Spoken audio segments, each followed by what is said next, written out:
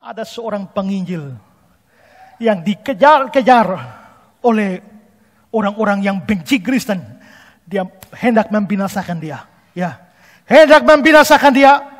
Dan saudara-saudara, pada saat mereka kejar dia, dia lari ke hutan.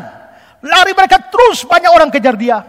Dan saudara-saudara, dia akhirnya masuk ke bersembunyi di satu gua.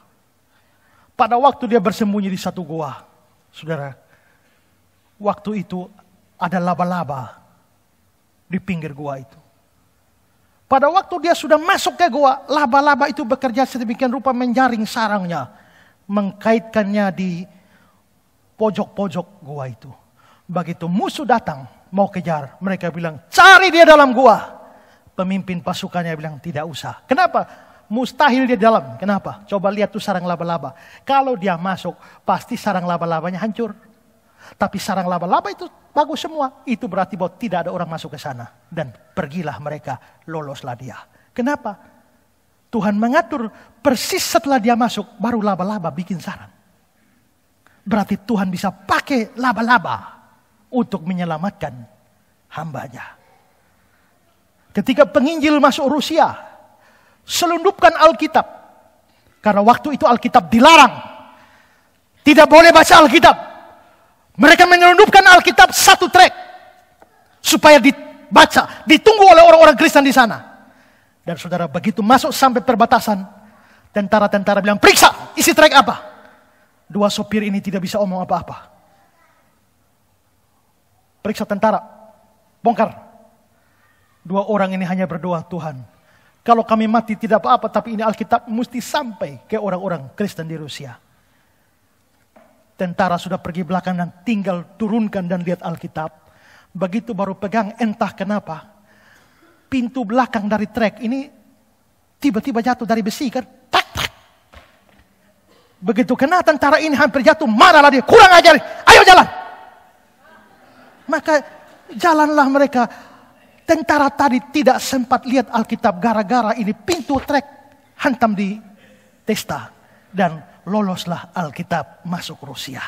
Kalau begitu, Tuhan bisa menyelamatkan umatnya pakai pintu trek. Ya, macam-macam cara Tuhan bisa berikan. Ya, satu kali saudara-saudara, satu gereja mau dibakar. Orang banyak sudah datang siap bawa obor. Siap bakar satu gereja. Tapi tiba-tiba mereka semua balik dan pergi, lari. Ada apa? Pendeta pada ada ketakutan di dalam. Tapi lari. Semua yang mau bakar gereja. Belakangan pemimpin, kepala penjahat yang mau bakar gereja itu bertobat masuk Kristen.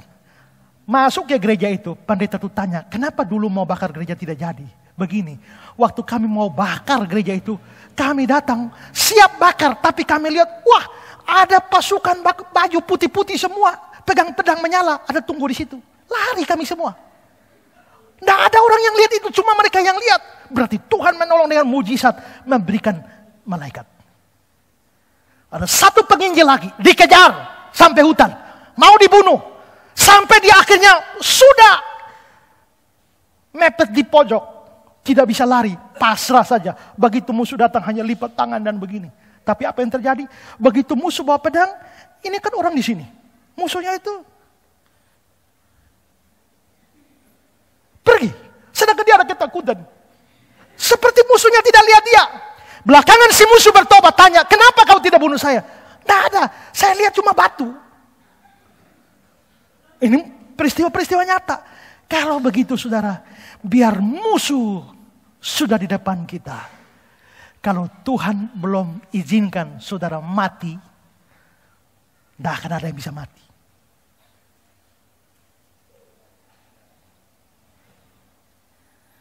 Karena itu, ada banyak Saul dalam hidup kita. Ada banyak Saulina dalam hidup kita. Di rumah, di kantor, di pekerjaan, di gereja. Yang sepertinya menghendaki kita lenyap dari bumi ini. Membuat hidup kita seperti telur di ujung tanduk. Tapi kamu harus percaya. Kalau kamu betul-betul anak Tuhan, selangkah saja dari maut, kamu tetap bisa lolos. Itu berarti bahwa apapun yang hantam hidup kita, apapun yang kita alami, bahaya, ancaman, persoalan, kesulitan, jangan takut, jangan panik, jangan khawatir. Lakukan semua yang bisa saudara lakukan sepanjang tidak melawan firman. Tapi percayalah, yakinlah bahwa hidupmu dalam tangan Tuhan. Dan kalau Dia memegang engkau, tidak ada satu kekuatan dunia apapun bisa menghancurkan hidupmu.